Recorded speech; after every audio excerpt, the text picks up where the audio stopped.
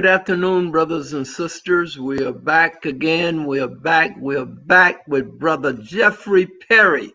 We've had him on before. We enjoyed him. He gave us a little insight on many of the African-centered scholars who initiated this whole movement that later, that later everybody else joined. But that would not be fair and accurate to say. But Dr. Perry is going to do a 4-part series. It would take that many episodes to cover the kind of African-centered scholars that we have had since the Civil War.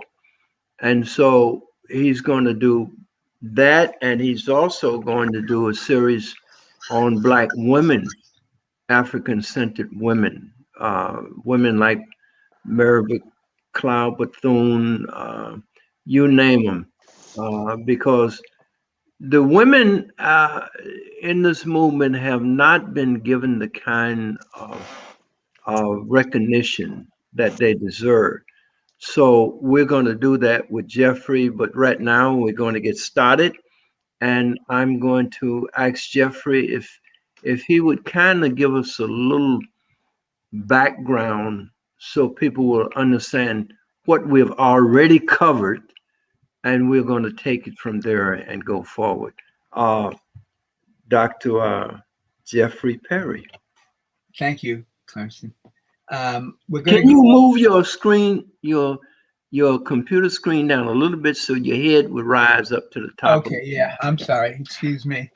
Yeah, no, that's good.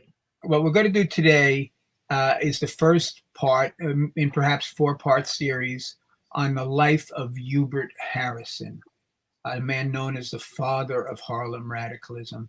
We had done a brief one last time, but now we want to try and incorporate slides to make it a bit more interesting for the audience. And we're just still pulling together some of those slides and the technique we want to use.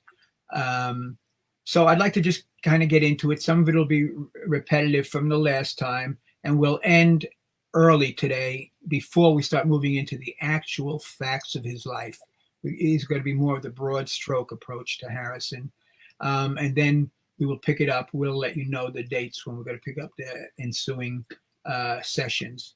But Danelle, if you could move to the first slide. Yes, thank you very much. And thank you, Clemson and Danelle, both for doing this and for bringing Hubert Harrison to a much wider audience. The response to the previous event we did, that you put together a wonderful online presentation, was very positive. So Hubert Harrison lived from 1883 to 1927. He was a brilliant intellectual, a writer, speaker, reviewer, and activist. He was race and class conscious, a radical internationalist. He's known as the father of Harlem radicalism, and he's a key ideological link in the civil rights / Black liberation movement. He will continue to grow in importance in the 21st century. And that's a photo of Hubert Harrison around 1920, I believe. Next slide, please. Yeah, okay. Okay.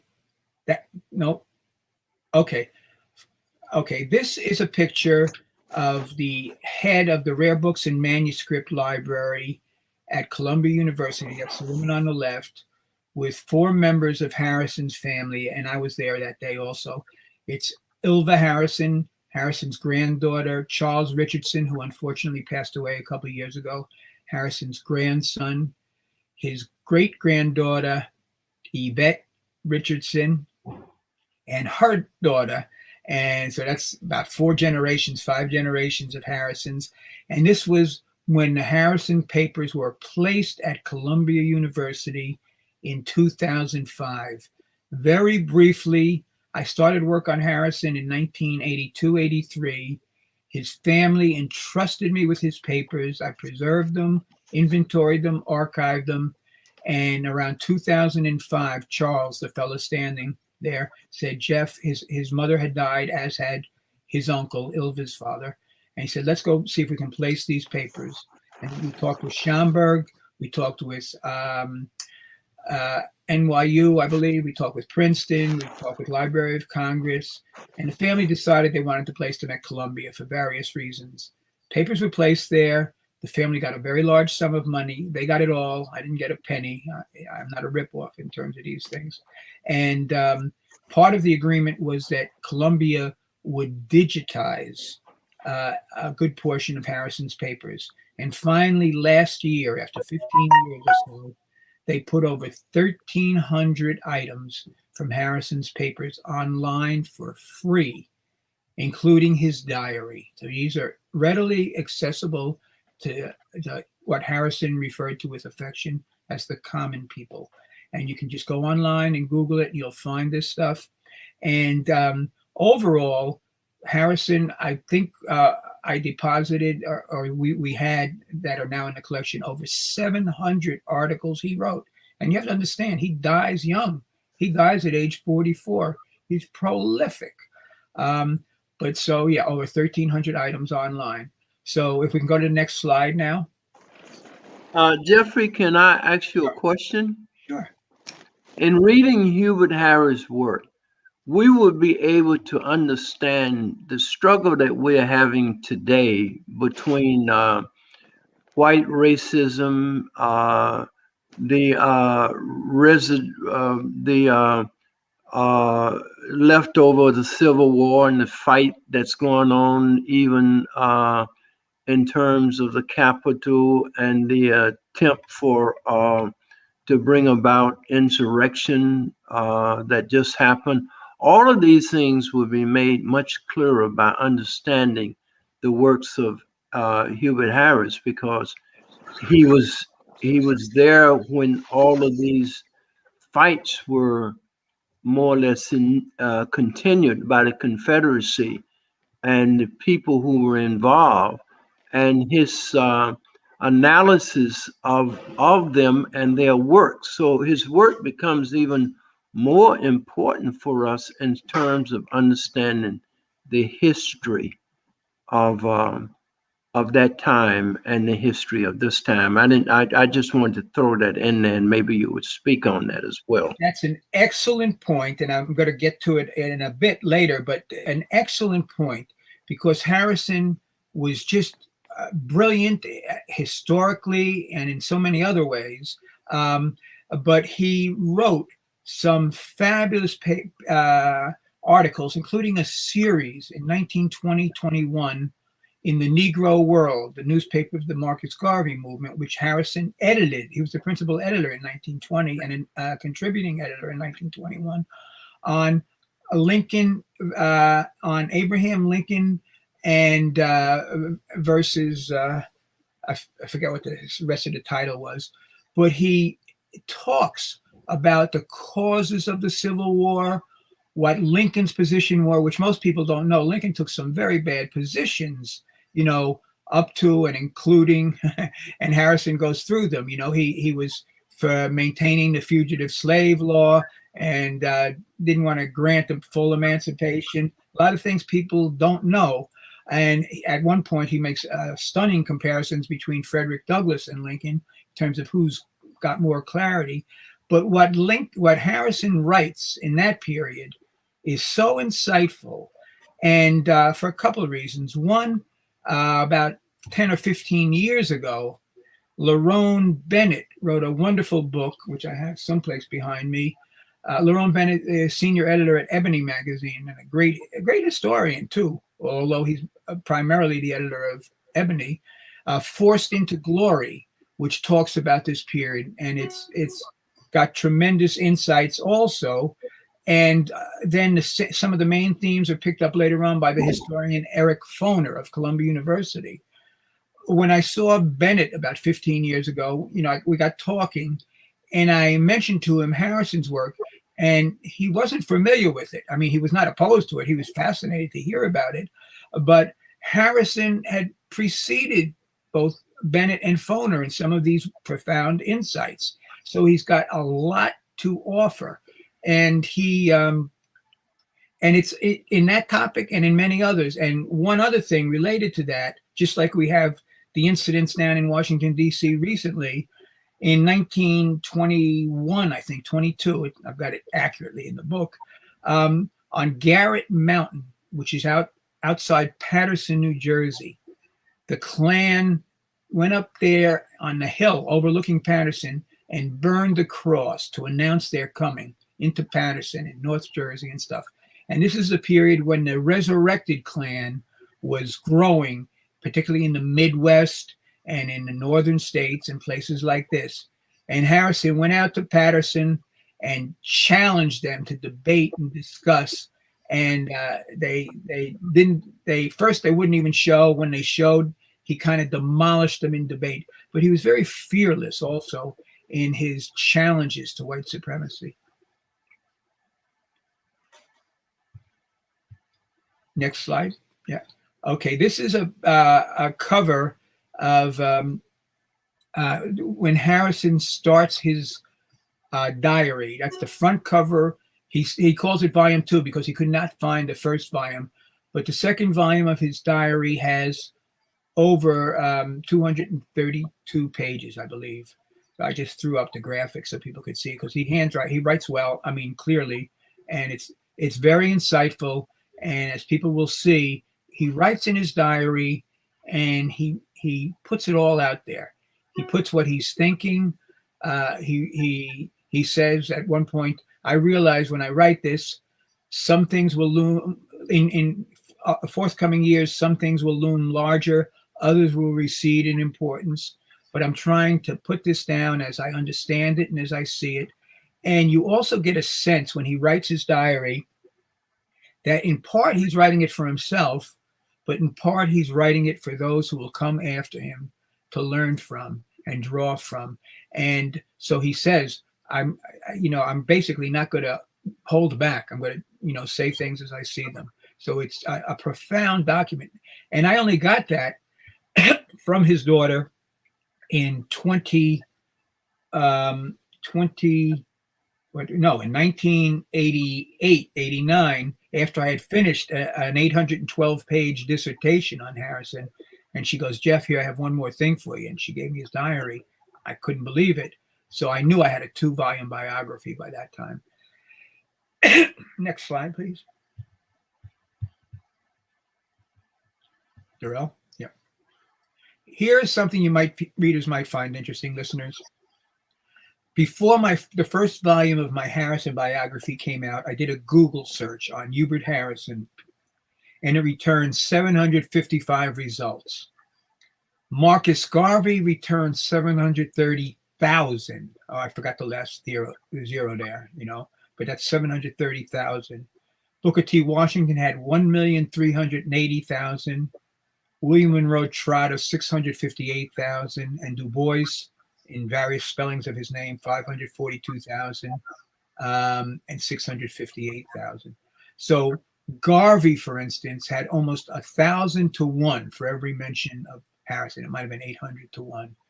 And that shows what little attention Harrison had been receiving prior to the major figures in Black history. And in J. Rogers' World's Great Men of Color, J. Rogers refers to Harrison as the foremost Afro-American intellect of his era. And he does this amidst chapters on Booker T. Washington, W.E.B. Du Bois, and Garvey, and William Monroe Trotter. So Rogers knew how important Harrison was, but for many, many years, others did not. And we'll get into why that's the case. But I just wanted to show those numbers to show how little he was being passed on for many, many years. That's changing now significantly. Next slide, please.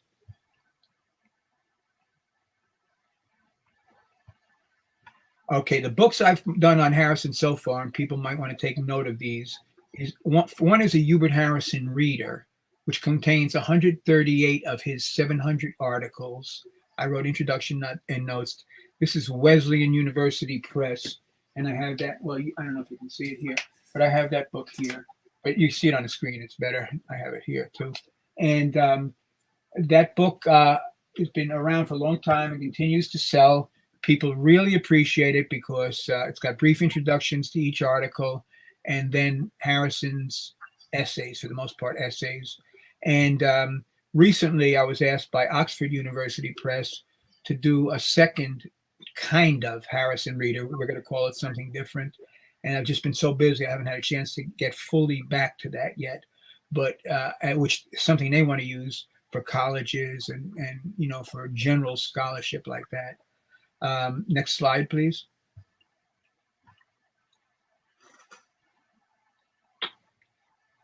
Oh, this is the first volume of the Hubert Harrison biography. It's Hubert Harrison, The Voice of Harlem Radicalism, 1883 to 1918. This one, you can find it online. You can get it from Columbia University Press using the discount code CUP20. Stands for Columbia University Press 20. You get 20% off at the Columbia University Press website. And it's over 600 pages, and it's the first portion of his life up till 1918. It's got wonderful reviews by leading scholars and activists, and you'll find a lot more about it on my webpage, which I showed the website before. Next slide, please. Before we get to that book, could you go back one? Yeah, another book that I did is that one right here, When Africa Awakes. This is a book by Hubert Harrison written in 1920. The subtitle is When Africa Awakes, the Inside Story of the Stirrings and Strivings of the New Negro in the Western World. And this one was done, I did the editing and the intro with Diasporic Africa Press out of Brooklyn. And this one's been getting around nicely. And earlier, Paul Coates had done a version of this book. But this new version we did includes the very important introductory by Hubert Harrison, where he lays out what he's doing. And to the left, you'll see a flag. It's black, brown, and yellow. And as people will learn as we go through the Harrison story, that was the colors of his Liberty League, and then his International Colored Unity League. And he said they black, brown, and yellow because they are the colors that we are, both domestically and, he implied, internationally. So he had a real, broad understanding of who he was trying to particularly reach. Oh, and he says from that tricolor, Marcus Garvey switched to the red, black, and green, and which people know today as the Black Liberation colors. Next slide, please. This is the second volume on Hubert Harrison, which was just completed a few months ago, Struggle for Equality.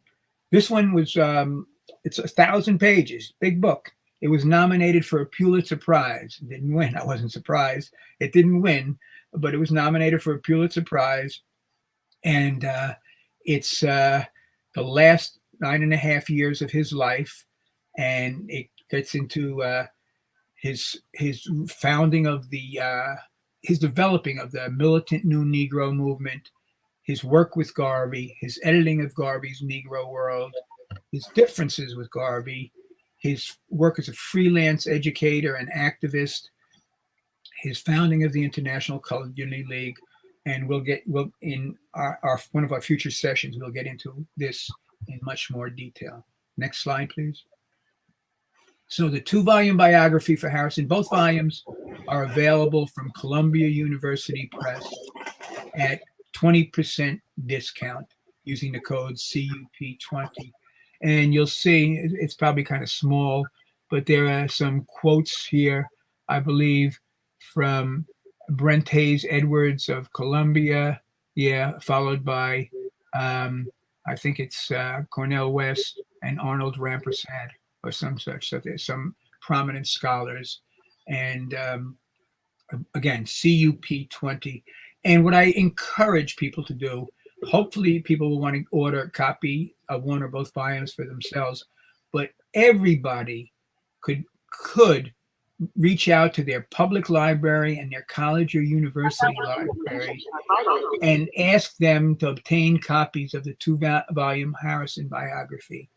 In this way, the common people, the phrase Harrison used with affection, the common people will have access to the life story of this giant of Black history, of African American, Afro-Caribbean, African diasporic history. Yes, next slide, please. J.A. Rogers, in World's Great Men of Color, as I mentioned before, said Harrison was perhaps the foremost Afro-American intellect of his time, and that's in his book, World's Great Men of Color. That's not just passing praise. I mean, Rogers really meant this. Next slide, please. Harrison was a brilliant intellectual. He comes to the U.S. in 1900, and in 1903, the New York World, one of the daily newspapers, headlines a story, "Genius Found in West Indian Student." They hadn't seen anybody like him. He's working 5 days a week and a couple nights, goes to school at nights, and gets citywide honors in a couple of subjects. He spoke or read to varying degrees 6 languages, including, in the last years of his life, he was teaching himself Arabic and reading the Quran, not because he was religious, but because it was the religion of so many people of African descent. He read voraciously. When he died, one of the obituaries said he read as many as 6 books a day. That sounds a bit preposterous, but I've been through his collection of books that remained, and I know that he knew how to attack a book. In other words, he could look at the table of contents, the intro, the back commentary, the index, and go into it, and then he would highlight certain key things that he thought important.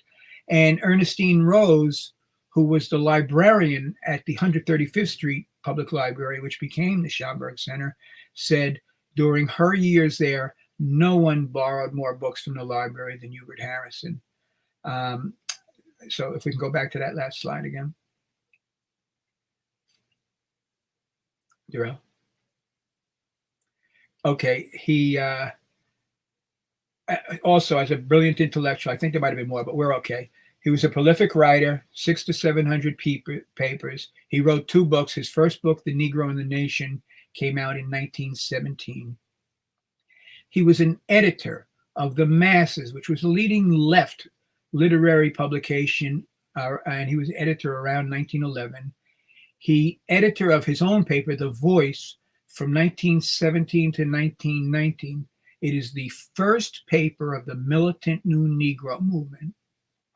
He edits a paper in 1919 called The New Negro, and which he subtitles "Intended as an Organ of the International Consciousness of the Darker Races, especially of the Negro Races." Now you have to understand these titles: New Negro Movement, New Negro. This is 6, 7, 8 years before Alain Locke comes out with his book in 1925 on the New Negro. And there's much more to that story and to Harrison and how he again gets neglected. And we'll get into that down the road. But Harrison and his book, his writings here, The New Negro, then he becomes the editor of the managing editor of Garvey's Negro World in 1920. And up until 1922, he remains contributing editor. And then in 1927, his last year before he dies, he has a publication called The Voice of the Negro of his organization, at that time called the International Colored Unity League. As a critic, he was a brilliant book critic, theater critic, etc. And he received extraordinary praise from Eugene O'Neill and others. Eugene O'Neill is a prominent literary prize winner, and he says that Hubert Harrison, one of his reviews, he responds, "You will have a role in any in reviewing any theater, any plays that I write," and just extraordinary work. And if we could go back one more time, Darrell, there's one more thing on that page. Come back for one more second. Go back. And as a book reviewer, Harrison was the first regular book reviewer in, quote, Negro newspaperdom. And in the 2 volumes we've located about 68 to 70 reviews. He was cited by in recent years, by the National Book Critics Executive Board members. Now, one thing I do in volume 2 of the biography, which we're using the newer technology, is when Harrison does a book review, I will link to his review, if it's possible to do so, online at Columbia University Press. But I will also link to the book that he's reviewing, if it's pre-1923, on Hathi Press or some of these other more permanent sites which have books up online. And so you can really probe more deeply into what Harrison's saying and what he's saying it about. And if we flip the page, you'll get a little sense of Harrison as a book reviewer. Yeah, this is Harrison on how to review books. I think he wrote this in 1921. I have the exact citation there.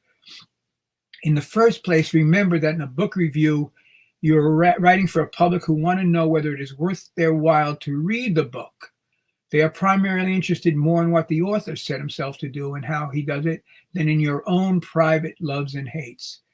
And in next place, respect yourself and your office so much that you will not complacently pass and praise drivel and rubbish. Grant that you don't know everything. You still must steer true to the lights of your knowledge. Give honest service. Only so will your opinion come to have weight. Remember, too, that you cannot well review a book on African history, for instance, if that is the only work on the subject that you have read. Therefore, read widely and be well informed. Get the widest possible basis of knowledge for your judgment, then back your judgment to the limit. And this one was reprinted by one of the editors of the National Book Critics Circle. He thought it was such an outstanding passage on how to review books. Moving on. As an intellectual, Harrison was a pioneer Black activist in the socialist movement, in the free thought movement. Free thought movement was movement unfettered by religious dogma. In the birth control movement in the early years, although he was very clear on the negative aspects of the birth control movement, the genocidal aspects, and he criticized and spoke out on that. And he's a leader of the New Negro movement. He is the pioneering Black activist of the New Negro movement. He's a promoter and aide to Black writers and artists. And that includes people like the poet Claude McKay, the artist Augusta Savage, and just a host of other people. He encourages them. He writes reviews for them when they're not getting much attention. The author J.A. Rogers. So Harrison, again, he understood, and he tries to emphasize the importance of interrelating the arts and political activism, and he understands that, and he emphasizes that. Not just as the arts as somehow distinct and above, he tries to relate it all together. The interrelationship of political and artistic actions and work. Next slide, please. A. Philip Randolph. This is Randolph at the time of the March on Washington in the 1960s, and Randolph called Hubert Harrison the father of Harlem radicalism. Others did also, but Randolph, it's very important coming from Randolph. Next slide, please. Harrison played unique signal roles in the largest class radical and the largest race radical movements of his era. As a class radical, he was the foremost Black organizer, agitator, and theoretician in the Socialist Party of New York during its 1912 heyday. As a race radical, he founded the first organization, the Liberty League, in 1917, and the first newspaper, The Voice, a newspaper for the New Negro, also in 1917. He was editor of the Negro World and principal radical influence on the Garvey movement during its 1920 radical high point. Next slide, please. As a founder of the militant New Negro movement, I just want to highlight some of these things. He founds the first newspaper and the first organization of the New Negro movement, of the militant New Negro movement in 1917. He edits the New Negro in 1919. In 1920, he authors When Africa Awakes, the inside story of the stirrings and strivings of the New Negro in the Western world. And it's not until 1925 that Alain Leroy Locke puts out the New Negro. Next slide, please. Here's Harrison's publication, The New Negro, in 1919. And you can see some of the topics he writes on: the women of our race, education in West Africa, the white war and the colored races, and two Negro radicalisms. And these are brilliant, stunning essays that he writes, and they're discussed both in Volume 2 and in the Hubert Harrison Reader. Next slide, please. Harrison was the major radical influence on the class radical A. Philip Randolph. Next slide. He was the major radical influence on the race radical Marcus Garvey. Next slide, please. If you extend these lines down, we come to Martin and Malcolm, because it was Martin who marched on Washington with Randolph at his side, and it was Malcolm whose mother was a reporter for the same Negro World that Harrison wrote for, and whose father was a Garveyite preacher, right? So there are strands that come back down to Martin and Malcolm. So he's a very important key link going on. Next slide. Key ideological link in the two wings of the civil rights Black liberation struggle. I think that should be emphasized as we go on. Go on. Harrison profoundly influenced a generation of new Negro militants and common people.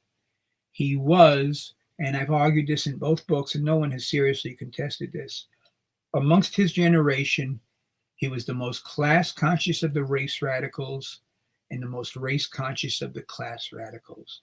And he was a major radical influence on, let's see what comes up next. Next slide. I should have had then Randolph and Garvey. He was also a radical internationalist, extremely knowledgeable on Africa, Asia, the Mideast, the Americas, and Europe. He does wonderful series of lectures on Africa up on 135th Street. He lectures on China at NYU and Columbia. He writes great pieces on the Mideast. He writes pieces in 1919 on India that to this day stand the test of time. And Indian scholars have written to me saying these are the best things they see coming out of the U.S. in that period.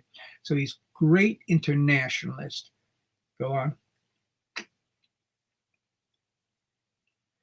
Richard B. Moore, who is from Barbados, an extraordinary activist. He was active with the socialists, with the communists, with the African Blood Brotherhood. He ran a bookstore on 125th Street in Harlem, and he placed a collection, his family placed a collection of, I believe, some 12,000 books at the University of the West Indies in Barbados. And by the way, his daughter, Joyce Moore Turner, is still alive. She's a good friend.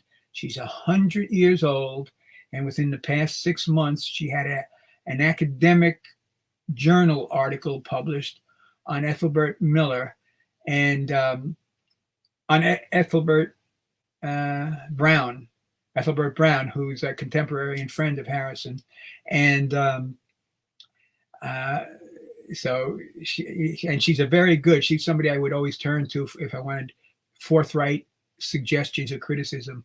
But Richard B. Moore, who knew Harrison well, says he was above all the militant Black socialist in his steady emphasis on the liberation of the oppressed African and colonial peoples as a vital aim. The historian Winston James says Harrison had confidence in and humility before the peoples and cultures of Africa. His knowledge on this was encyclopedic. And he didn't get into, we lost the slide, but as I recall, he didn't get into any of the notions of the civilizing of the people of Africa. He proudly identified with the African continuities in St. Croix, where he's from. And for Harrison, Africa was primarily a teacher, not a primitive, unschooled child in need of civilization. And these concepts become important later on when we get into discussions of his differences with Garvey. Go on. Hubert Harrison writes, and he writes this in a year before he dies. Although I'm not satisfied with American conditions as they are now, I realize that in these days of change and unrest, I would not have been satisfied anywhere else. In China, I would be fighting against foreign domination. In Egypt, India, South Africa, or West Africa, I would be fighting against the British oligarchs. In Jamaica, against the sinister repression of Black people practiced by both whites and mulattoes, and in the Dutch, French, or American West Indies, against crackerism, stupidity, or cowardice. So he is very genuinely a radical internationalist. Next slide.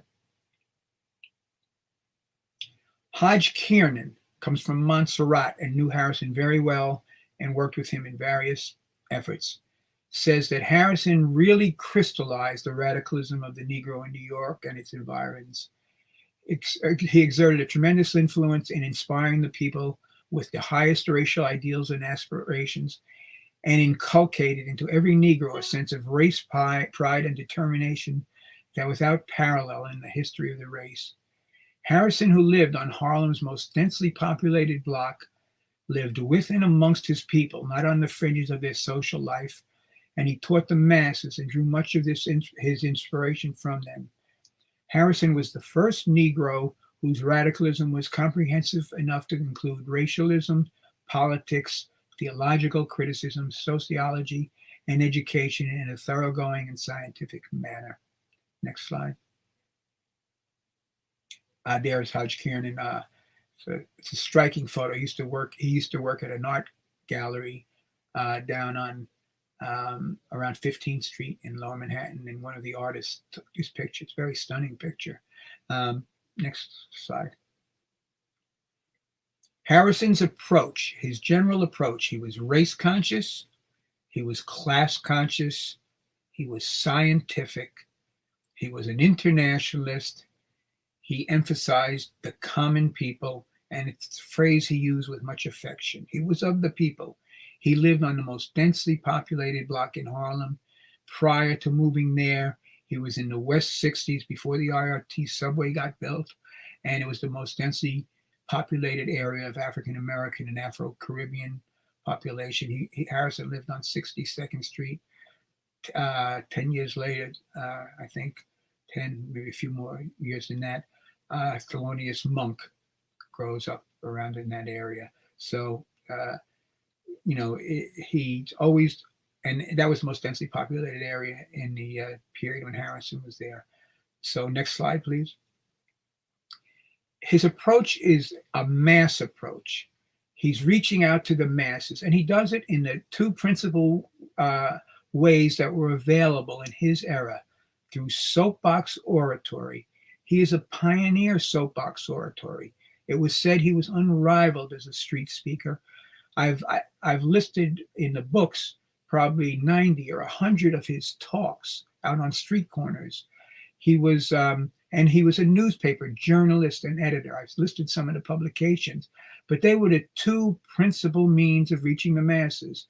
Radio was in its infancy, and he did 2 or 3 radio programs, but I've not been able to get the audio tapes of them. I believe they're out. I still have hope of getting them at the Edison Labs in New Jersey, where there's still apparently over 1 million uncatalogued items.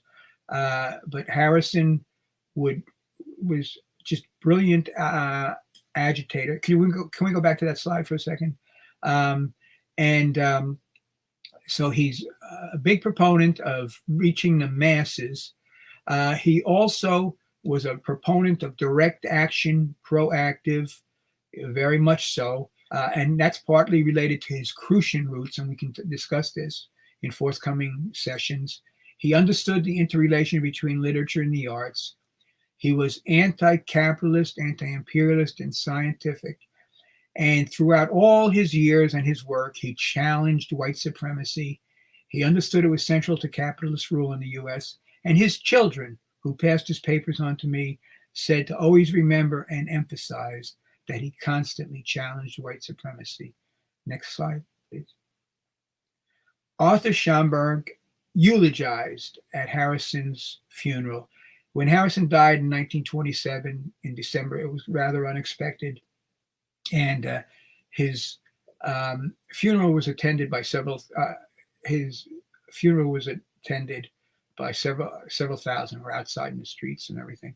And the eulogy was delivered by Schomburg, and he said quite simply, knowing how popular Harrison was in his day, that Hubert Harrison was ahead of his time. And I think that's true because he has so much to offer people today. Next slide. John Henry Clarke in 1997 wrote that when he wrote an introduction for Harrison's When Africa Wakes in the Black Classics Press edition, he wrote, "The strong and clear voice of Hubert Harrison is speaking to us again. I hope this time we will listen. Let us try to complete the important theoretical work that he started." He said that in 1997, that's 25 years ago, and it still holds true. Next slide. Harrison was buried until 2013 in an unmarked shared grave site in Woodlawn Cemetery in the Bronx. Woodlawn has a number of prominent Black activists and intellectuals. They've got a whole section of African and Afro-Caribbean grave sites there. But when Harrison died, his family had no money.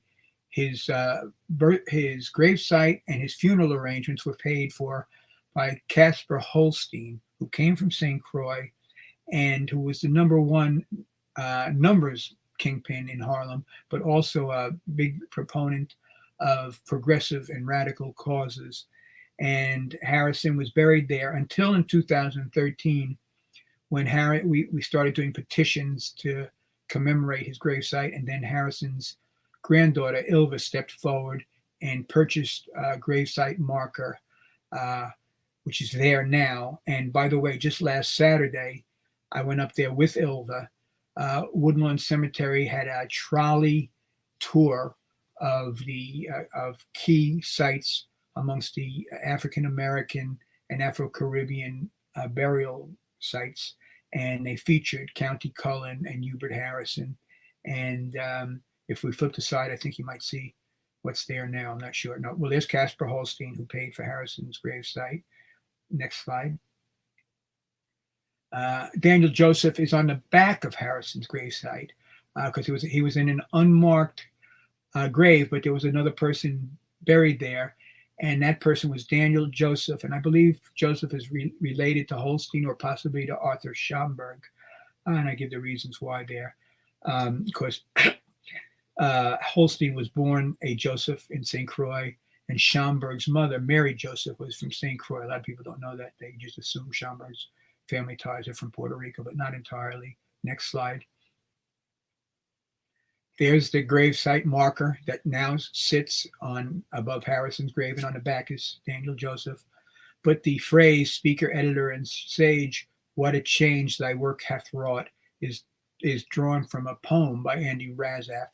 Razaf was the leading poet of the militant New Negro movement, but he was also a leading songwriter and for people like U.B. Blake and Fats Waller for the next 20 years or so. And that it's a very nice gravesite. It's got Harrison's photo and his dates of birth and death and that slogan. Next slide. When Harrison died, Hodge Kiernan, who I showed you his picture before, commented on the concerted silence after Harrison's death.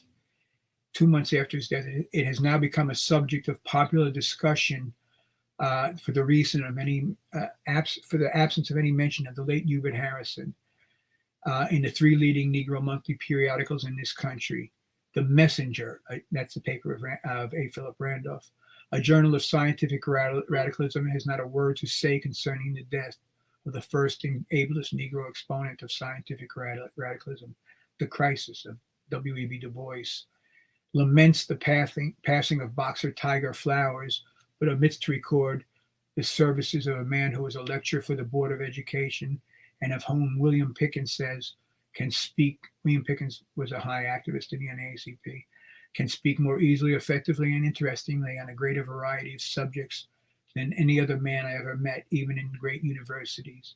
An opportunity of the Urban League is equally silent over the demise of an acknowledged first-rate thinker, one who gave liberally to the intellectual life of the Negro and whose writings have appeared in that journal. He goes on, the concerted silence is ominous. It does appear that there is something wrong somewhere. Next slide. Reasons for Harrison's unremembrance. And this is from his death in 27 up till the present. But we can go into this. He was poor. He was working class. He was black. He was foreign born. He was Caribbean. And if you were a woman, I would add that. These are all categories that have been seriously underrepresented historically. Next slide. He was a radical on class, race, and religion. Quite a bit to take on. He was a forthright critic. Harrison was nurtured in his first decade in the States in the lyceums, the church lyceums of St. Benedict de Moor, and a second one on 53rd Street, where they held debates. And the debates would include people like Schomburg and Johnny Bruce and Williana and Charles Burroughs. And people would go there and they would have speakers, they'd have discussions, debates, and forthright criticism afterwards. But they were friends afterwards, right? And they could discuss and debate. And Harrison considered that there was a place where African Americans and Afro-Caribbeans were coming together. At first, in those early years, there was a little tension between the two groups. But Harrison referred to this as the germ of Black racial consciousness in New York. And he was nurtured in those schools, and he maintained those principles and that approach of forthright criticism. It's not mean-spirited, but it's trying to enhance the struggle and the efforts for liberation. He had no long-lasting organizational ties. He dies young, and he's not martyred like Malcolm or Martin.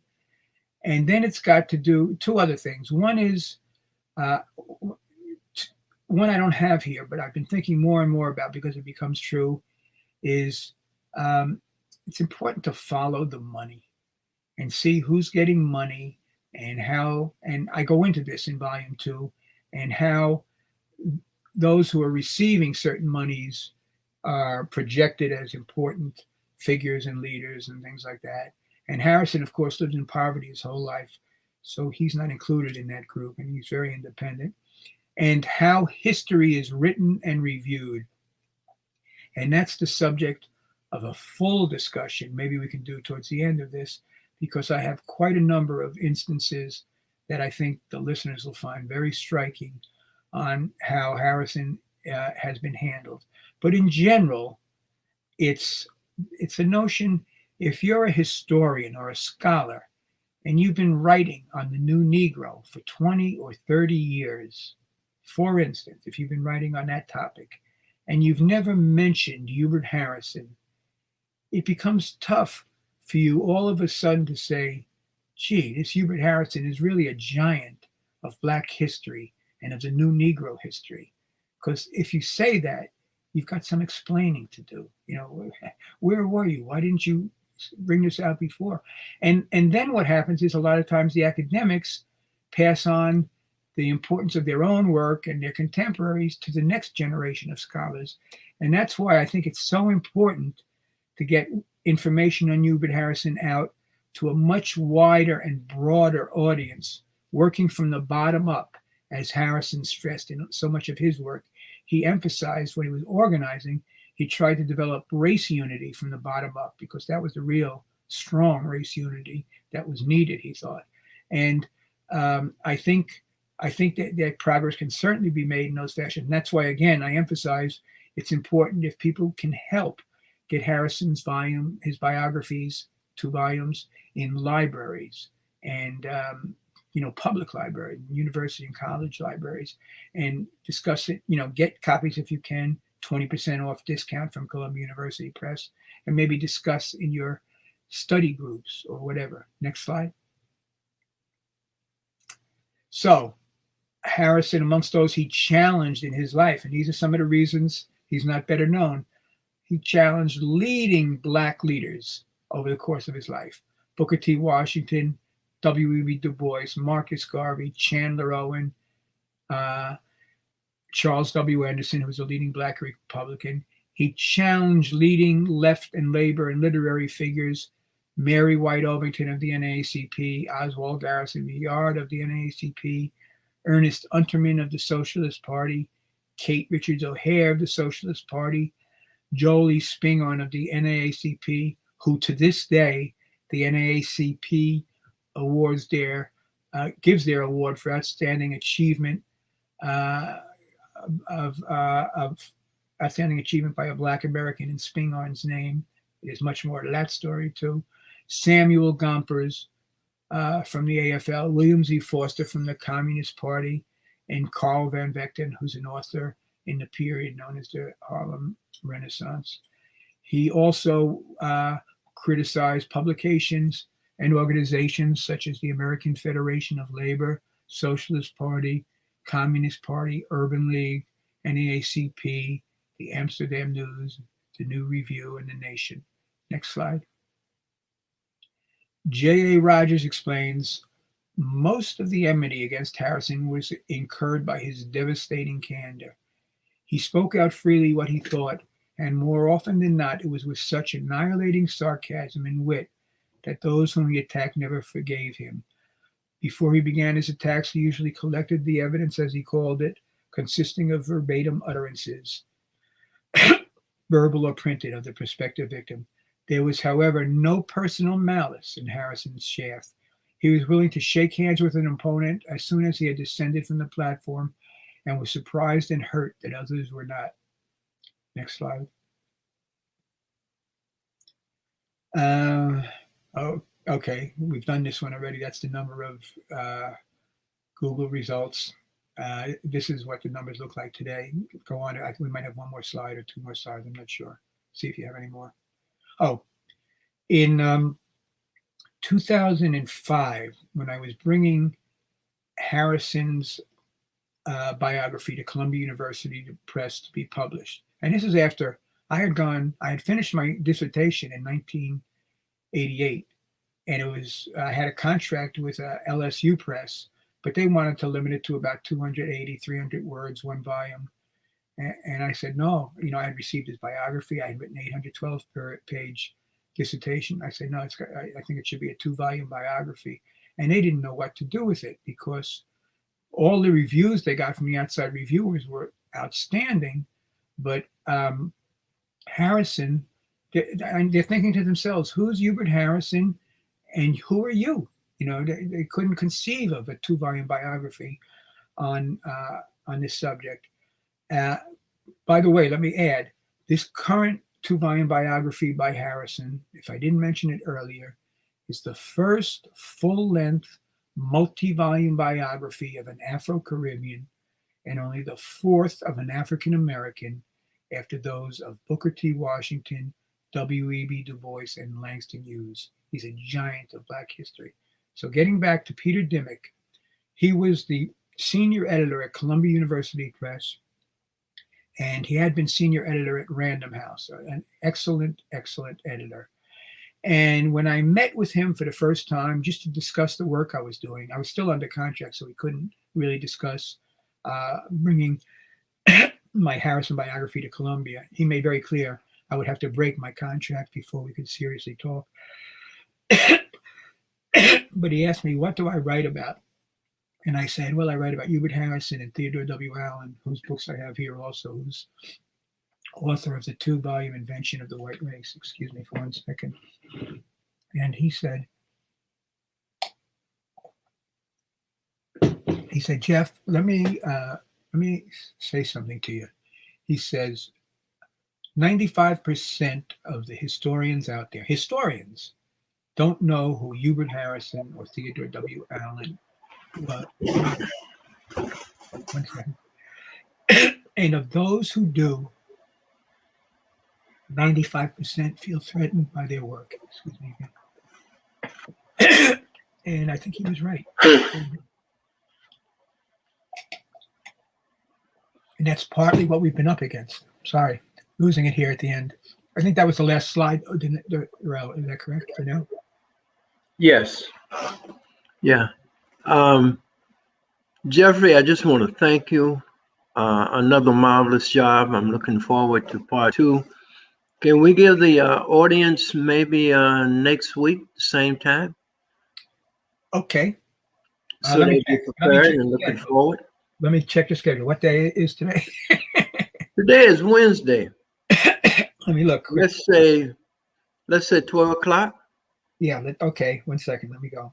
And we'll try and make sure we're up online at that time. Wait 1 second. Okay. Yeah. I have an optometrist at 9 a.m., so I'm good by 12. Okay. Great. I go to doctors all the time now. And I'm sorry if it ran too long or if it was boring or anything like that. No. Not at all. One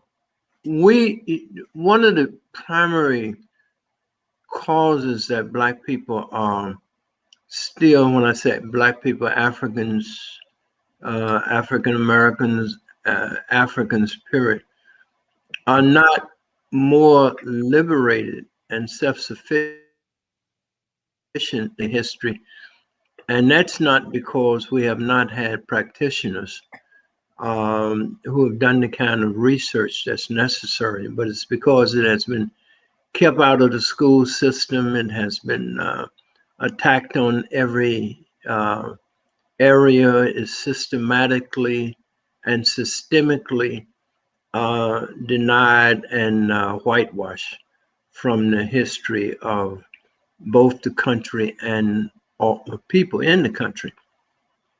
So the work that you are doing is really critical, because it turns the pages back the same way you turn the levels of an onion back, so that you can see the growth and development of it. So again, Jeffrey, I just want to thank you. I want to thank Darrell, our engineer, for the great work that he always does for us. So Darrell, thank you so much. For our audience who tune in to us, don't forget, click the subscribe button and ring the bell. If I may, Compton, I'd like to thank you both too. And partly to address what you just explained, I was so glad that finally Columbia University Press came through with what they had committed to, which is not Columbia University Press, Columbia University, to putting over 1,300 Harrison items online for free, so people can access it now. So people are able to overcome that a little bit. And in volume 2, it's got hundreds of pages of footnotes in which I list the links so they can go right to what we're talking about, So I think it will help readers considerably. Let me ask you, Jeffrey, did Hubert Hunter did he do any writing on the Blacks in the Civil War? Yes. And, he did? Yes, a little bit. And he wrote on the whole period of the Civil War in this series of Negro World articles, which I mentioned earlier, on Lincoln. And I will try to pull from them and highlight from them so we can get a little of that in next week's session. Sounds great. Gonna let you go. Thank you again, Clemson, Darrell. Appreciate it so much. Thank you.